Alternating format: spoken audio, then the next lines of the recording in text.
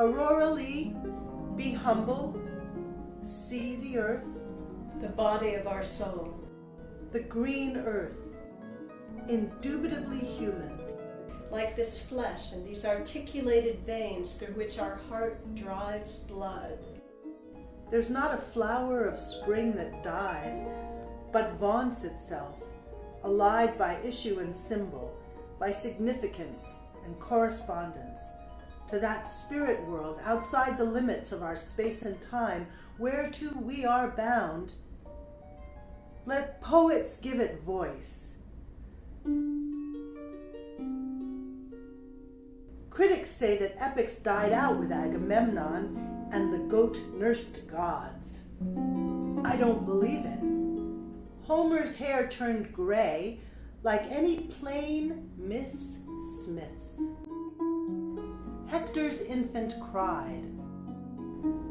All actual heroes are human beings, and everyone a possible hero.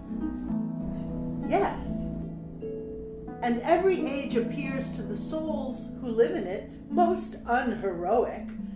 Ours, for instance, the poets abound who scorn to touch it with a fingertip. Our age is scum. Spoon off the richer past. We are merely an age of transition. That's wrong thinking to my mind. And wrong thoughts make poor poems. Exert a double vision. Have eyes to see near things comprehensively and distant things as intimately as if you touched them. I distrust the poet who discerns no character or glory in her times. No!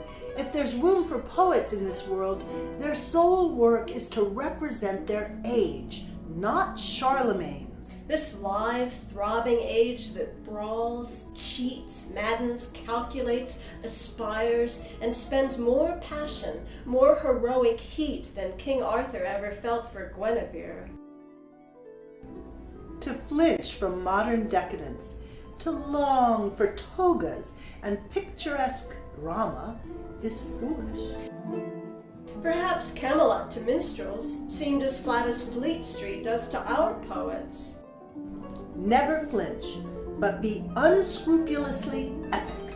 Catch upon the burning lava of a song the full-veined, heaving, double-breasted time. So that, when the next age shall come, the poets of that time may touch our impress with reverent hand. And say, behold, behold the paps we all have sucked.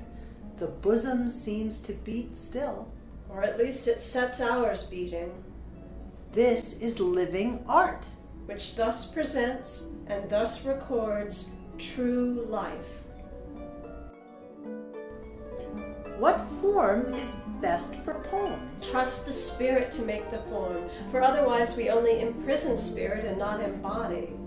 5 acts to a play. And why not 15? Why not 10? Or 7?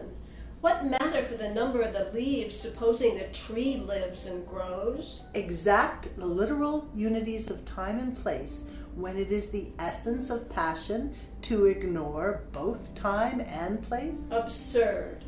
Keep up the fire and leave the generous flames to shape themselves. Whoever writes good poetry looks just to art. She will not suffer the best critic known to step into her sunshine of free thought and self-absorbed conception and exact an inch-long swerving of the holy lines. Can art for praise or hire still keep its splendor and remain pure art? Serfdom. What the poet writes, she writes. Mankind accepts it if it suits, and that's success. If not, the poems passed from hand to hand, and yet from hand to hand until the unborn snatch it, crying out in pity on their elders being so dull. That's success too. The artist's part is both to be and do. Transfixing with special central power the flat experiences of the common man, and turning outward with a sudden wrench, half agony, half ecstasy, the thing she feels the inmost, never felt the less because she sings it. Does a torch burn less brightly for burning next to reflectors of blue steel?